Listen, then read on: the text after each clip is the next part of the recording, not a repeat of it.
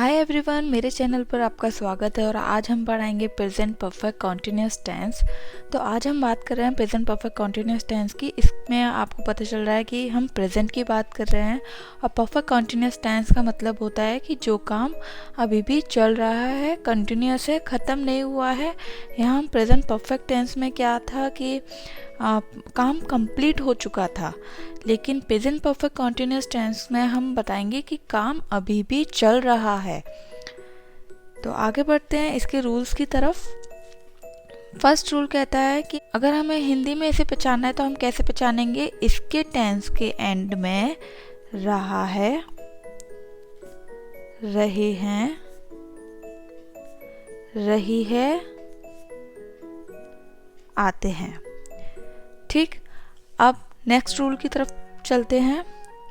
Next rule कहता है कि इसमें जब हम हिंदी से इंग्लिश में ट्रांसलेट करते हैं तो सबसे पहले सब्जेक्ट आता है प्लस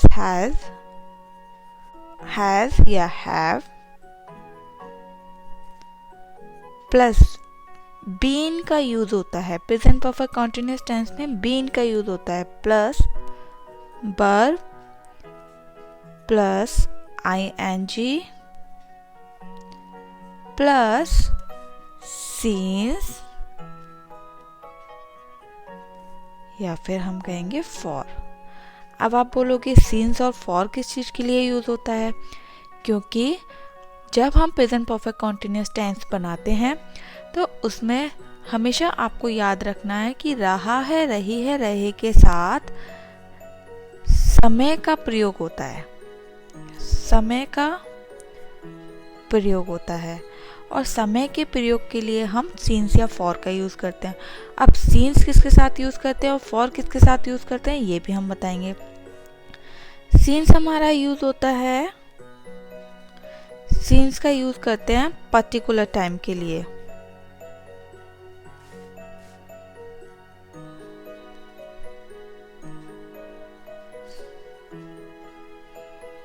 और फॉर का यूज़ करेंगे हम ड्यूरेशन के लिए। पर्टिकुलर टाइम का मीन होता है कोई पर्टिकुलर टाइम, यानी कि 2 बजे से 4 बजे से 2012 से। ड्यूरेशन मीन होता है 2 दिन से 4 हफ्ते से, उसके लिए हम फॉर का यूज़ करते हैं। तो बढ़ते एग्जाम्पल्स की तरफ।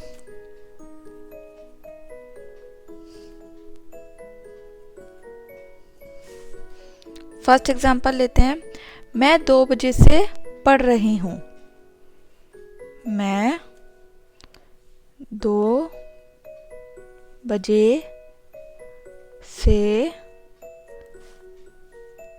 पढ़ रही हूँ। तो हम क्या यूज़ करेंगे? आपने देखा इसमें रहा है, रही है का यूज़ हो रहा है इस एग्जाम्पल में।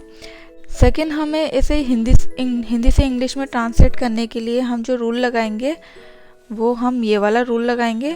सबसे पहले सब्जेक्ट आई के साथ लगेगा हैज़ और हैव का यूज़, तो आई के साथ ऑलवेज हैव का यूज़ होता है, हैव। साथ में बीन का यूज़ होता है इसमें, बीन। स्टडिंग, स्टडी होता है स्टडिंग, ing लगेगा वर्ब के साथ ing। अब यहाँ पर दे रखा है कि 2 बजे से। अब 2 बजे एक पर्टिकुलर टाइम है कि 2 बजे से पढ़ा रही है, तो हमें पता है कि ये 2 बजे से पढ़ा रही है और अभी तक पढ़ा रही है, यानी कि ये काम कंटिन्यू चल रहा है और 2 बजे से पढ़ा रही है, पर्टिकुलर टाइम है, तो इसके लिए हम सिंस का यूज़ करेंगे। Since 2 o'clock। नेगेटिव के लिए सब्जेक्ट प्लस हैज़ और have plus not plus been plus verb plus ing और प्लस सिंस और फॉर।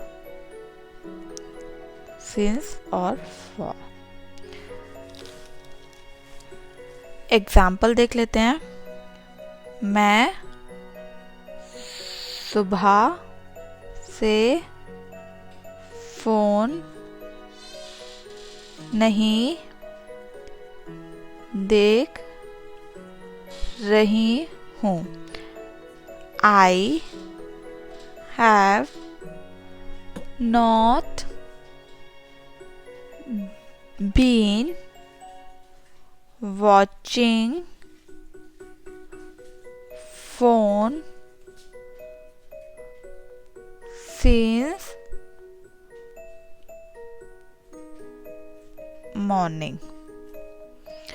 तो I have not been watching phone since morning, यहाँ पर हमने has और have के बाद not का यूज़ किया है और been का यूज़ किया है। been not के बाद आएगा। अब चलते हैं इंटेरोगेटिव की तरफ। इंटेरोगेटिव में क्या मैं एक घंटे से खेल रही हूँ। हैज़ और हैव को हम सबसे पहले रखते हैं, बाकी सारा सेंटेंस एज इट इज आएगा। तो हैव को हम पहले लेंगे। Have I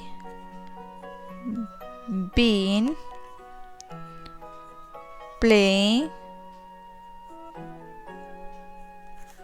for an hour. एक घंटे से, कौन सा एक घंटा है? ये कोई पर्टिकुलर टाइम नहीं है। यहाँ हमने बताया कि जब कोई पर्टिकुलर टाइम नहीं होता है, एक कोई ड्यूरेशन दे रखा है, तो उसके लिए हम फॉर का यूज़ करते हैं। तो यहाँ पर एक ड्यूरेशन दे रखा है कि एक घंटे से खेल रही हूँ, तो ये एक ड्यूरेशन बताया। ड्यूरेशन के लिए हमने फॉर का यूज़ किया है। तो क्या मैं एक घंटे से खेल रही हूँ? Have I been playing for an hour? तो इस तरह से हम बात करते हैं। तो यहाँ हमारे प्रेजेंट के सारे टेंसेस ख़त्म हो चुके हैं। अब हम बढ़ेंगे पास्ट की तरफ और फ्यूचर की तरफ नेक्स्ट वीडियोज़ में। Thank you.